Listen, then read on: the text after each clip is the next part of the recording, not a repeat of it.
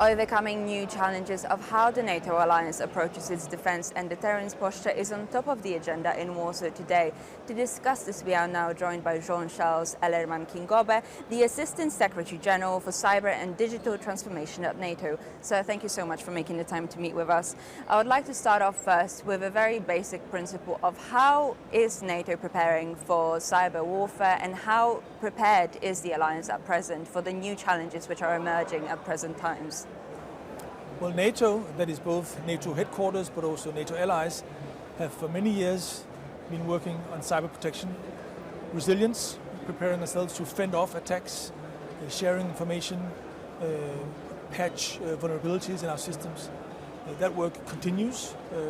We've agreed some years ago that cyber is a domain in its own right, but more importantly, I think cyber is also an important domain within air, sea, land, so it's a critical enabler for our general warfighting capability. So we see cyber across all that we do, and we are in these years now trying also to adapt the cyber to new technology emerging. We're seeing AI, how that is pushing the boundaries of what we do, how it is increasing the pace of how we're able to respond, but also potentially enabling us to discover flaws, vulnerabilities at a faster pace. Mm-hmm. And we know, based off the last couple of years and how Russia potentially wages its what could be considered by many, particularly in this part of the world that is NATO's eastern flank, its hybrid warfare, which also includes cyber attacks. How would you say that the eastern flank potentially compares with the rest of NATO when it comes to their preparedness, or what could the other allies across the alliance, which are probably slightly further removed from the immediate threat of Russia, from this part of the alliance? I think first of all it's clear that in recent years, not least after the Russian aggression war in Ukraine, we've seen an uptick in both cyber and hybrid attacks. An increase in intensity, also an increase in recklessness. Not least the cyber attacks have been felt across the alliance.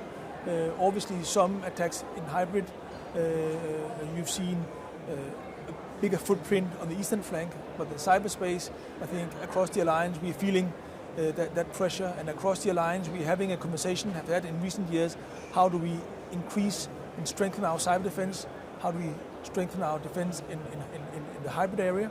And I think much of the conversation is that we should move away from a situation where we only are working on resilience, our ability to defend, but also consider how can we impose cost, how can we influence the risk calculus of the adversary, and that is part of the conversation that we're having now at headquarters. Mm-hmm. And you mentioned, obviously, part of this is down to resilience. So what sort of gaps have you potentially identified over the course of these exercises, which we know also focus on cyber capabilities taking place in recent years? I think one good example is infrastructure, energy. I think a key lesson of the war in Ukraine is that energy is a target. Mm-hmm. It's a target physically, but it's also a target in cyberspace. Mm-hmm. Now, energy and infrastructure in general is absolutely important for the well-functioning of our societies at large, for the resilience of our societies, but it's also a critical enabler for our ability to defend or to fight. And therefore, we've been looking at how do we ensure that that infrastructure on which we are relying will be ready for us for those defensive purposes. How do we ensure there is a proper physical protection of that infrastructure? How do we ensure that this infrastructure is appropriately defended in cyberspace? Mm-hmm. And so could you maybe highlight how critical infrastructure can be made resilient through cyber? I think both in cyber and physically, at the end of the day, it comes down to collaboration between authorities and private sector. Much of the infrastructure that we're talking about is owned by private sector. Mm-hmm. So we need to ensure that they also are taking some of the protective measures. We need to share with them the threat picture. We need to exercise together.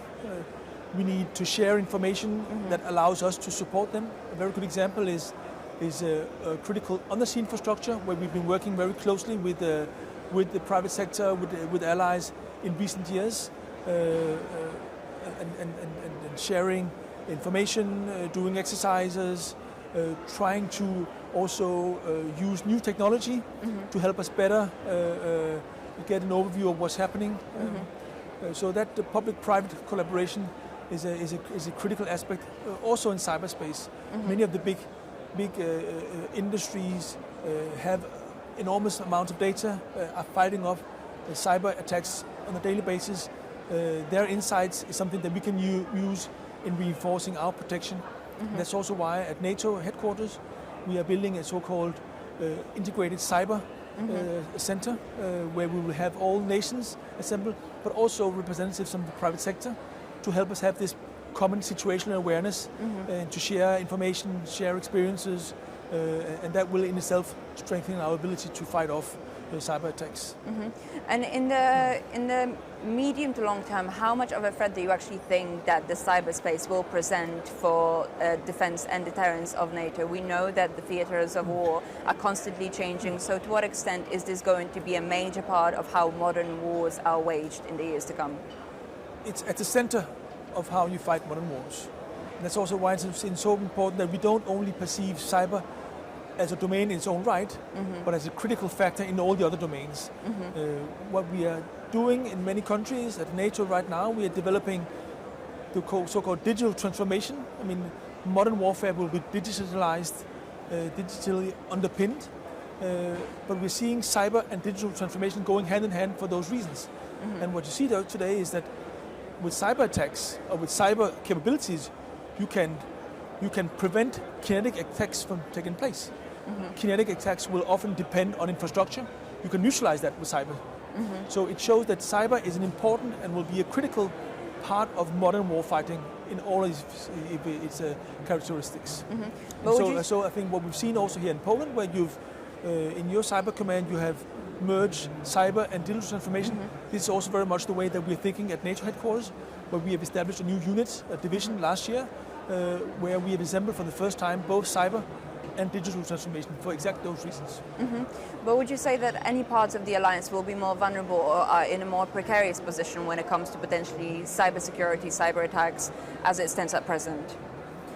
I think there are different threat actors. They have different targets, but I think all nations, all allies are targeted one way or the other. All nations have vulnerabilities, for instance, in infrastructure. All nations need to address those vulnerabilities, ensure a proper cyber protection, not only for the resilience of the societies, but also for our collective ability to defend ourselves. And finally, how quickly is NATO being able to develop comparatively to the adversaries when it comes to the cyber domain?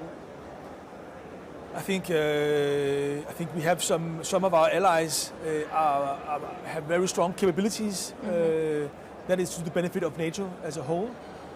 But for all of us are facing the challenge that the target is continuously moving. So just within the last year, we've seen how for the first time we have almost 90% AI-enabled cyber attacks. We're seeing now with the new models are able to detect vulnerability at a much faster pace than in the past. We're seeing into a future where the time from where you identify vulnerability to you can exploit it will go from maybe weeks to maybe just hours.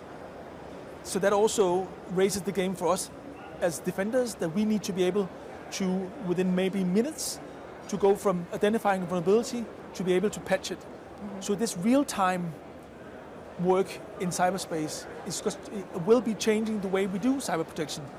That is not only a matter of technology, it's also a matter of having the right people, the right procedures. So yes, we've been doing a lot in recent years to improve our cyber defense. All have, coming from different starting points, but all have improved.